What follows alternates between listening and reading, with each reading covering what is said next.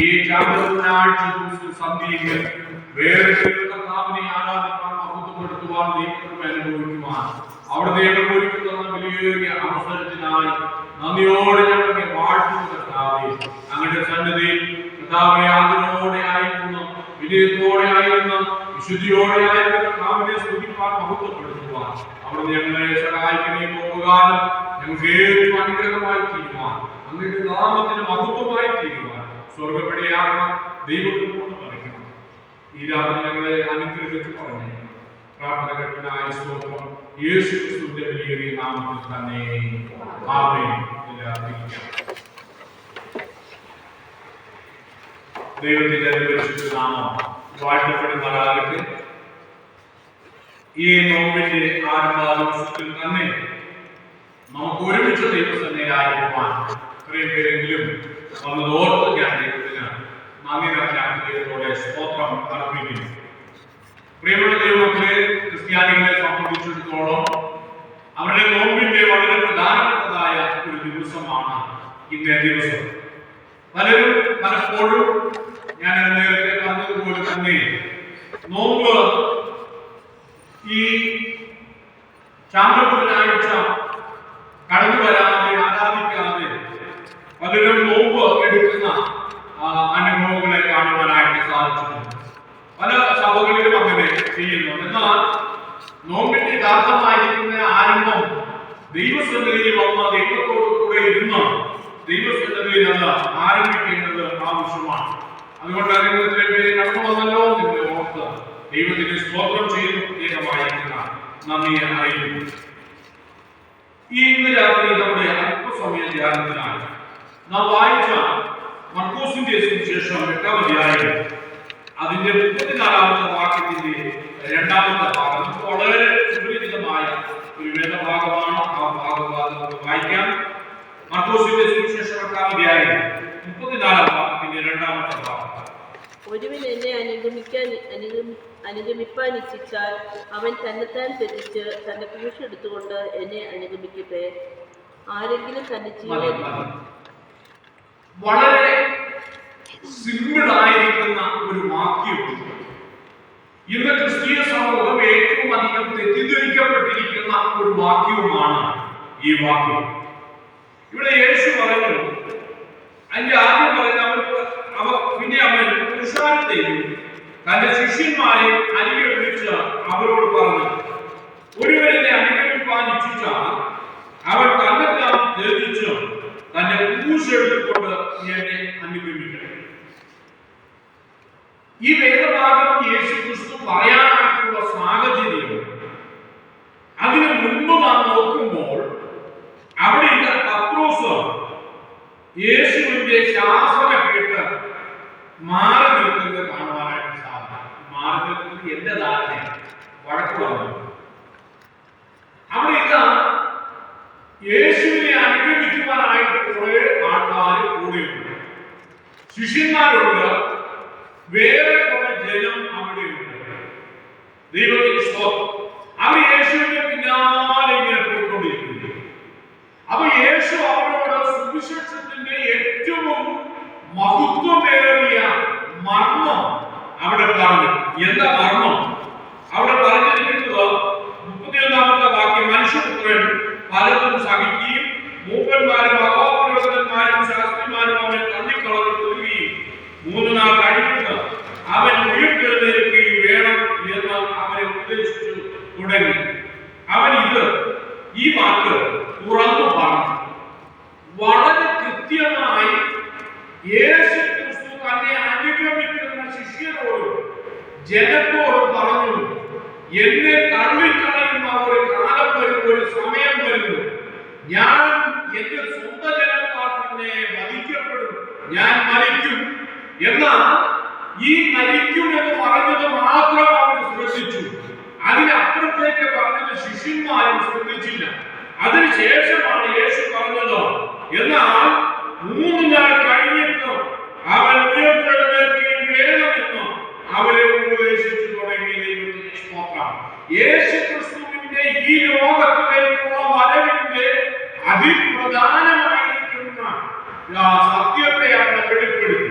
പക്ഷേ വിശ്വാസഹീനരിൽ നിന്നും കർത്താവിനെ മനസ്സിലാക്കിയവരിൽ നിന്നും ദൈവത്തോട് കൂടെ നടന്ന് കൂടെ പ്രവർത്തിച്ച് ദൈവത്തിന്റെ അത്ഭുത പ്രവൃത്തികളിൽ പങ്കാളിയായി പറയുന്നതായ ഈ പത്രോസിനാണ് യേശുവിനെ വിളിച്ച് മാറ്റിക്കൊണ്ടുപോയിട്ട് പറഞ്ഞു, നീ അങ്ങനെ പറയുന്നു, ഞങ്ങളൊരു പ്രത്യാശയാണ്, നീ മരിക്കുമെന്നൊന്നും പറയരുത്, നിന്റെ സ്വന്തം ജനം തള്ളിക്കളയുമെന്നും പറയരുത്.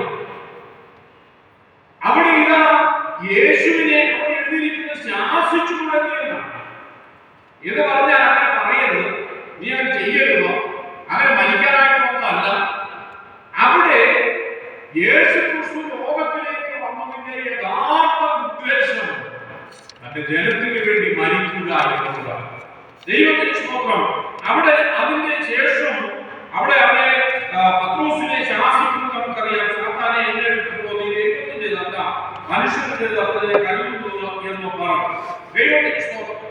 അങ്ങനെ പറഞ്ഞതിന് ശേഷം ഞാൻ ആ ഭാഗം അവിടെ വിടുകയാണ്, അത് വിശദീകരിക്കാൻ നമുക്ക് സമയമില്ല. രണ്ടാമത്തെ ഭാഗത്ത് ഇതാ യേശു അവരെ എല്ലാവരെയും നോക്കിയിട്ട് പറഞ്ഞു, ഒരുവൻ എന്നെ അനുഗമിക്കാൻ ഇച്ഛിച്ചാൽ അവൻ തന്നെത്താൻ ത്യജിച്ചു തന്റെ ക്രൂശെടുത്ത് എന്നെ അനുഗമിക്കണം. ഇത് നോമ്പിന്റെ കാലമാണ്. ഈ നോമ്പിന്റെ കാലത്തിൽ നമുക്ക് പലവിധമായിരിക്കുന്ന ചിന്തകളുണ്ട്. ചിലരൊക്കെ ചിന്തിക്കും, എന്റെ വാക്കുകളൊക്കെ ഒന്ന് നന്നാക്കണം. ചിലർ വിചാരിക്കും, എനിക്ക് ഒരുപാട് കൂടെ വിശ്വാസങ്ങളൊന്ന് ഉയർന്നു വരണം. ചിലർ വിചാരിക്കും, ഞാൻ ഇന്നു മുതൽ ഇനി ഞാൻ മദ്യപിച്ചിട്ടില്ല. ഇവിടുത്തെ കാര്യമല്ല പറയുന്നത്, ക്രിസ്ത്യാനികൾ ചെയ്യുന്ന കാര്യമാണ്. അപ്പൊ ചിലർ വിചാരിക്കും, ഞാൻ ഇന്നു മുതൽ മദ്യപിച്ചിട്ടില്ല, ഇന്നു മുതൽ ഞാൻ ചീത്ത പറയത്തില്ല, ഇന്നു മുതൽ ഞാൻ വഴക്കുണ്ടാക്കത്തില്ല, ഇന്നു മുതൽ ഞാൻ സംസാരിക്കുമ്പോൾ നല്ല ഭാഷയായിരിക്കും. പക്ഷേ ഈ നോക്കിന്റെ ആരാധനകളും ശുശ്രൂഷകളുമെല്ലാം കഴിഞ്ഞ് ഉയർന്നു ഞായറാഴ്ച കൊണ്ട് ഒരു വലിയ ആരാധനയും ബഹളമെല്ലാം കഴിഞ്ഞ് ആ വീട്ടിൽ ചെന്ന് ഒരാഹാരമെല്ലാം കഴിച്ച് കുറച്ച് കഴിയുമ്പോൾ ഇതെല്ലാം മാറുന്നു. വീണ്ടും നമ്മളൊരു ചൊല്ലുണ്ടല്ലോ, അങ്ങനെ പിന്നെ തെങ്ങേലെന്ന് പറഞ്ഞ പരിവമാണ്. പിന്നെ നമ്മൾ അത് വീണ്ടും എടുക്കുന്നത് ഈ നോമ്പുകാലത്തേക്ക് വരുമ്പോഴാണ്. അപ്പൊ ഈ ജനത്തിന്റെ ഈ മനസ്ഥിതി മനസ്സിലാക്കിയതായിരിക്കുന്ന ക്രിസ്തു പറഞ്ഞു, എന്നെ അനുഗമിക്കാൻ അതിനെ തീരുമാനിച്ചിരിക്കുന്നു. ദൈവത്തിന്റെ സ്തോത്രം. ഇവിടെ നെടുങ്കണ്ടം സഭാവിശ്വാസികളെ നോക്കിയിട്ട് ഒരുപക്ഷെ ക്രിസ്തു അങ്ങനെ പറഞ്ഞേക്കാം. ക്രിസ്തു പറഞ്ഞു, നിങ്ങൾ എന്നെ അനുഗമിക്കുവാൻ, ഒരു നോമ്പ് ആചരിക്കുവാൻ, ഒരു നോമ്പിൽ വിശുദ്ധ ജീവിതം നയിക്കുവാനാണ് നിങ്ങൾ കൂടി വന്നിരിക്കുന്നത്, നിങ്ങൾ ആയിരിക്കുന്നത് തീരുമാനമെടുത്തിരിക്കുന്നു. പക്ഷേ ഇവിടെ കർത്താവ് പറയുന്നു, എന്റെ ക്രൂശെടുത്തല്ലാതെ അനുഗമിക്കുവാനായിട്ട് കഴിയില്ല. ദൈവത്തിന്റെ സ്തോത്രം. ദൈവമക്കളെ സംബന്ധിച്ചിടത്തോളം അവിടെ പറഞ്ഞിരിക്കുന്നത്, അവൻ തന്നെത്താൻ ത്യജിച്ച് തന്നെ ക്രൂശെടുക്കണം. നമ്മുടെ അകത്തെ വിടാതെ നമുക്ക് ഒരിക്കലും ദൈവത്തെ പിൻപറ്റുവാനായിട്ട് കഴിയില്ല. പത്രോസിനോട് പറഞ്ഞതാണ്, പത്രോസ് വിചാരിച്ചത് എന്നും ഒരു വിചാരിയായിട്ട് നടക്കണം. കാരണം ധീരനായിരിക്കുന്ന യേശു കൂടെയുണ്ട്. പണ്ടൊരുത്തൻ വെട്ടി ഒരുത്തന്റെ കമാതായി പുറത്തു കളഞ്ഞു. ഇതാ കർത്താവ് വന്നതിനെ എടുത്തതവിടെ സെറ്റ് ചെയ്തു. പത്രോസിനെ അറിയാൻ മുമ്പൊരിക്കൽ ഇത് വെള്ളം വീഞ്ഞിൽ തീർന്നു പോയി, വെറും പച്ചവെള്ളമാ കോരി കൊടുത്തു. പക്ഷെ അത് അവിടെ വിടവില്ലാത്ത വലിയ വീഞ്ഞായി തീർന്നു. പത്രോസ് എടുത്ത് പെറുക്കി കൊടുത്തതാണ് ആകെ 5 അപ്പവും 2 മീനും കായുള്ളൂ. അത് കണ്ടതാണ്. ദൈവം ചെയ്യുന്നതായിരിക്കുന്ന അത്ഭുത പ്രവർത്തനം കണ്ടതാണ്. മരിച്ചവരെ ഉയർപ്പിക്കുന്നത് അത് പത്രോസ് കണ്ടതാണ്, മനസ്സിലാക്കുക. അവൻ കടലിന്റെ മുകളിൽ കൂടെ നടന്നു പോയപ്പോൾ ഇങ്ങനെയൊക്കെ ഈ അത്ഭുതങ്ങൾ ചെയ്ത് കർത്താവ് ഞങ്ങൾ കൂടെ ഉണ്ടാവും. അവ എനിക്ക് ഇങ്ങനെ കർത്താവിന്റെ പുറകെ ഒരു പട്ടാളക്കാരൻ പോലെ പോകാം. വേറെ പ്രയാസങ്ങളൊന്നുമില്ല. രോഗം വന്നു കഴിഞ്ഞാൽ കർത്താവ് ഉടനെ സൗഖ്യമാണ്. പ്രതിസന്ധി വന്നു കഴിഞ്ഞാൽ ഉടനെ കർത്താവ് പ്രതിസന്ധി മാറ്റിത്തരും. അതുപോലെ പ്രശ്നങ്ങൾ വന്നു കഴിഞ്ഞാൽ എന്തെല്ലാം പ്രശ്നങ്ങൾ ഉണ്ടായിരുന്നാൽ കർത്താവ് കൂടെയുള്ള നമുക്ക് വലിയ മിടുക്കനായിട്ട് നടക്കാം. അപ്പൊ ആ ചിന്താഗതിയെ യേശു അച്ചുടക്കുകയാണ് ചെയ്യുന്നത്. യേശു പറഞ്ഞു, എന്റെ പിന്നാലെ വരുന്നവന് ഒരു തീരുമാനമെടുത്ത് ഞാൻ ദൈവവൈദ്യനായി ജീവിക്കും, ഈ നോമ്പുകാലം അനുഗ്രഹം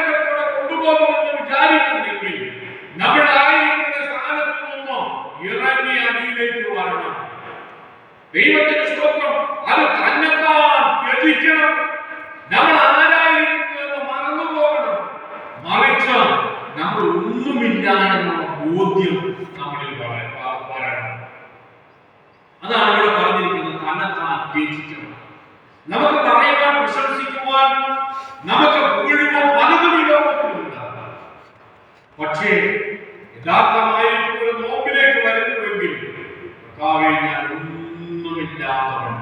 ഒന്നുമില്ലാത്തവൻ നിന്റെ സന്നിധിയിൽ ഒന്നുമില്ലാത്തവൻ എന്നുള്ള ഒരു സമർപ്പണം നമുക്കുണ്ടായിരുന്നു.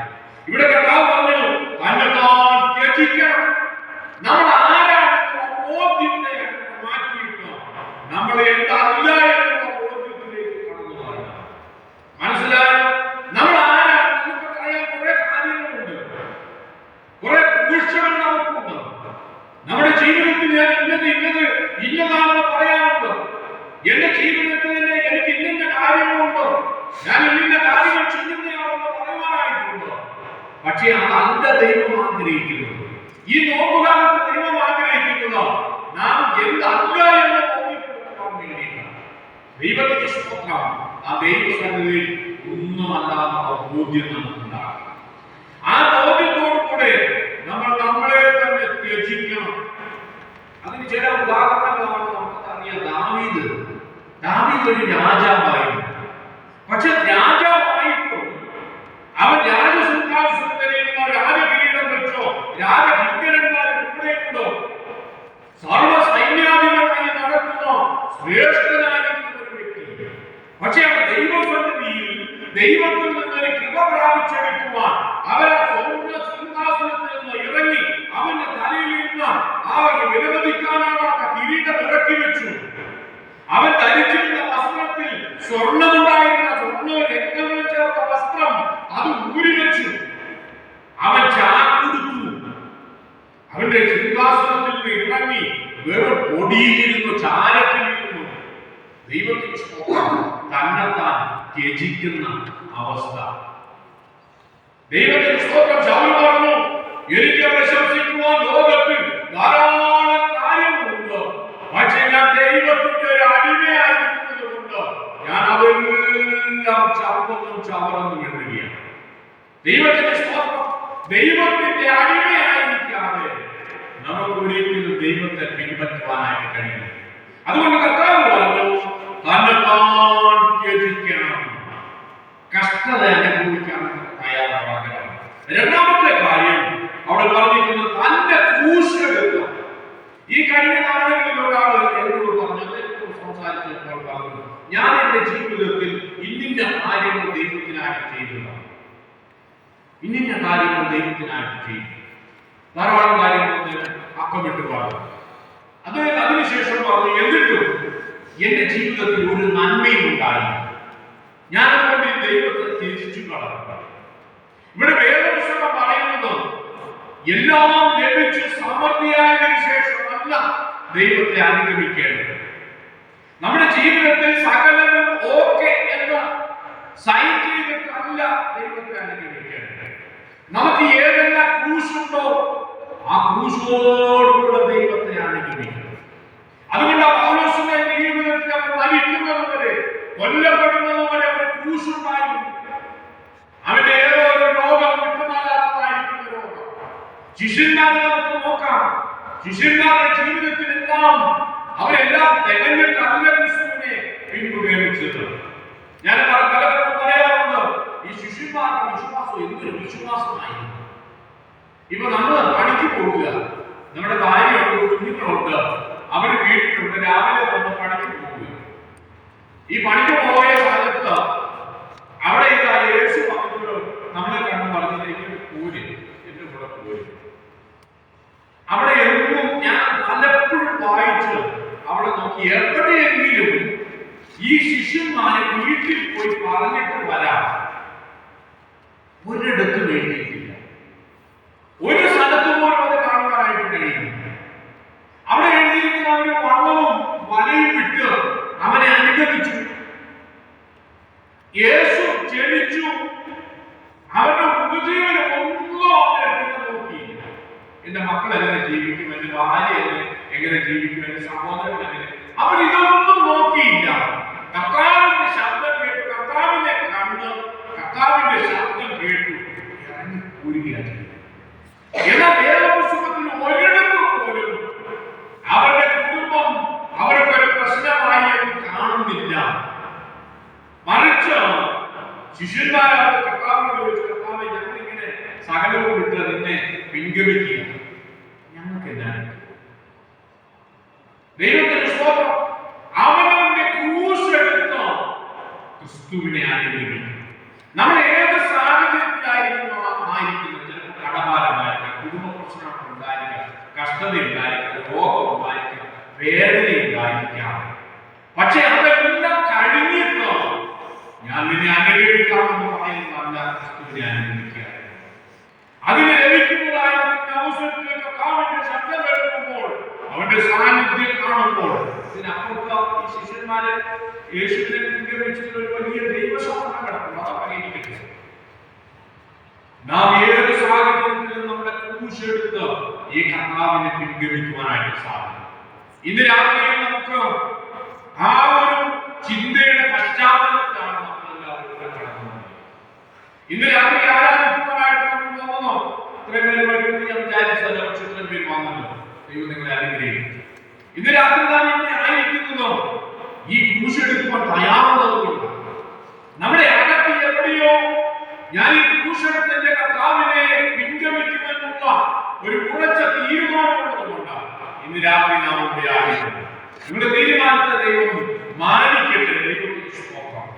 അതോടൊപ്പം തന്നെ രണ്ട് പ്രസ്താവനകളുടെ കർത്താവ് പറഞ്ഞാണ് ആ ഭാഗം എത്തുന്നത്. ഏതൊക്കെയാണ്? അതിന്റെ 36-ാമത്തെ വാക്യം, ഒരു മനുഷ്യൻ സർവ്വലോകവും നേടുകയും തന്റെ ജീവനെ കളയുകയും ചെയ്താൽ അവന് എന്ത് പ്രയോജനം? ഈ നോമ്പ് കാലത്ത് ദൈവം നമ്മൾ വളരെ കൃത്യമായി ഓർപ്പിക്കുന്ന ഒരു കാര്യം. നമ്മുടെ ഇവിടെ നിങ്ങളെല്ലാം കടന്നു വന്നിരിക്കുന്നതായ ഒരു ക്രൂശ് ചുമക്കുവാനായിട്ടുള്ള തയ്യാറുള്ളതുകൊണ്ട്. എന്നാൽ ഇവിടെ കർത്താവ് വീണ്ടും ഈ ജനത്തെ നോക്കി പറയുകയാണ്. ഇവിടെ പറഞ്ഞിരിക്കുന്ന, നീ സർവ്വലോകവും നേടിയാലും നിനക്ക് അതിനേക്കാൾ വിലപ്പെട്ടതായിരിക്കുന്ന ഒരു ആത്മാവുണ്ട്. ഈ ആത്മാവിനെ കുറിച്ചുള്ള ചിന്ത ഉണ്ടാകും. ആ ആത്മാവിനെ നേടുന്നതിന് വേണ്ടിയാണ് ഈ നോമ്പ് കാലത്തിൽ നാം വേറിട്ടിരുന്ന ദൈവത്തെ ആരാധിക്കുക. ഈ ആത്മാവിനെ നഷ്ടമാക്കിയാൽ നമ്മുടെ ഈ ആരാധനകളും ഈ വചന കേൾവിയും ഈ നോമ്പാചരണവും ഇതെല്ലാം വ്യക്തമായി. എന്നാൽ പ്രിയമുള്ള ദൈവമക്കളെ, നമ്മുടെ ആത്മാവിന്റെ അനുഗ്രഹത്തിന് വേണ്ടി, ആത്മാവ് നഷ്ടമാകാതിരിക്കുന്നതിന് വേണ്ടി, ആത്മാവ് നിത്യമായിരിക്കുന്ന നരകത്തിലേക്ക് പോകാതിരിക്കുന്നതിന് വേണ്ടിയാണ് ഈ നോമ്പുകാലം നാം വേറിട്ടിരുന്ന കർത്താവിനെ ആരാധിക്കുന്നത്, വേറിട്ടിരുന്ന ദൈവത്തെ സേവിക്കുന്നു, വേറിട്ടിരുന്ന ദൈവത്തെ സ്നേഹിക്കുന്നു, വേറിട്ടിരുന്ന ദൈവത്തെ ആരാധിക്കുന്നു. അങ്ങനെ നാം ഇത് സത്യസന്ധമായി ചെയ്താൽ മൂന്നാമതൊരു കാര്യം കൂടെ പറയുന്നു. അവിടെ പറഞ്ഞിരിക്കുന്ന വ്യഭിചാരം 38-ാമത്തെ വാക്യം, വ്യഭിചാരം പാപമുള്ള ഈ തലമുറയിൽ ആരെങ്കിലും എന്നെ ഇതിന്റെ വചനങ്ങളെ കുറിച്ച് കാണിച്ചാൽ അവനെ കുറിച്ച് മനുഷ്യപുത്രനും തന്റെ പിതാവിന്റെ തേജസ്സിൽ വിശുദ്ധന്മാരുമായി വരുമ്പോൾ നാണിക്കും. ദൈവത്തിന്റെ സ്തോത്രം. നമ്മൾ അനുഭവിക്കുന്ന ഈ ദൈവകൃപ അത് നാം മറ്റൊരാളോട് പറയുകയും കൂടെ ചെയ്യും. അത് പറയാൻ നാം നാണിക്കരുത്. അത് നാണിക്കാതിരിക്കണമെങ്കിൽ എന്ത് വേണം? ഈ ക്രിസ്തുവിനെ നമ്മൾ അനുഭവിച്ചറിയുന്നവരാണ്. നമ്മൾ അനുഭവിച്ചറിയാതെ, ഇപ്പോ ഞാൻ ഒരു ഉദാഹരണം പറയാം. നമ്മള് എല്ലാവരും തേന് കഴിക്കുന്നവരാണ്. ചെറിയ ഉദാഹരണം, തേന് കഴിക്കാത്ത ഒരാളോട് തേനിന്റെ രുചിയെ കുറിച്ച് പറഞ്ഞു കൊടുക്കാൻ പറ്റത്തില്ല. അതിന്റെ രുചിയെ കുറിച്ച് പറയണമെങ്കിൽ അതാണ് ടേസ്റ്റി, നമ്മളത് പകർന്നു കൊടുക്കണം. അതുപോലെ ഏത് സാധനമാണെങ്കിലും നമ്മളത് അനുഭവിച്ചെങ്കിൽ മാത്രം അത് പറഞ്ഞു കൊടുക്കണമെങ്കിൽ എന്ത് വേണം? ആ അനുഭവം നമുക്കുണ്ടാകും. നമ്മുടെ ജീവിതത്തിൽ യേശു നല്ലവനാണെന്ന് നാം തിരിച്ചറിയുമ്പോൾ, അനുഭവിച്ചറിയുമ്പോൾ മാത്രമേ അത് മറ്റൊരാൾക്ക് പറഞ്ഞു കൊടുക്കുവാൻ, പകർന്നു കൊടുക്കുവാൻ സാധ്യമായിരിക്കും. നമ്മൾ ഈ ലോകത്തെ രചിക്കുന്നവരായിരിക്കും. അതോടൊപ്പം പ്രിയപ്പെട്ട ദൈവമക്കളെ, ഈ നോമ്പുകാലം നാം കർത്താവിനെ നിന്ദിക്കുന്നവരായിരിക്കും. എങ്ങനെയാണ് സാധ്യമാകുന്നത്? നമ്മുടെ യേശുവിനെ നാം കാണുകയും ഇത് ആരുടെ ദിവസമായി ഞാൻ രാവിലെ കുറച്ച് ഉപയോഗിച്ചു. ഇനി നമുക്ക് ആരാധനയുണ്ടോ? ഇനി ആരാധന നോക്കിയിട്ട് പെസഹ വ്യാഴാഴ്ച മാത്രമേ ഉള്ളൂ. അപ്പൊ പെസഹ വ്യാഴാഴ്ച വരുന്ന കാര്യമായി പറയുന്നത്. അപ്പൊ ചിലർ ചെയ്യുന്ന ഒരു കാര്യം, സിയസുക്കാർ ചെയ്യുന്ന ഒരു കാര്യം, എന്റെ ചെറുപ്രായത്തിൽ കേട്ടിട്ടുണ്ട്, ഏത് ദുഷ്ടനും വലിയ വെള്ളിയാഴ്ച പള്ളിയിൽ പോയി.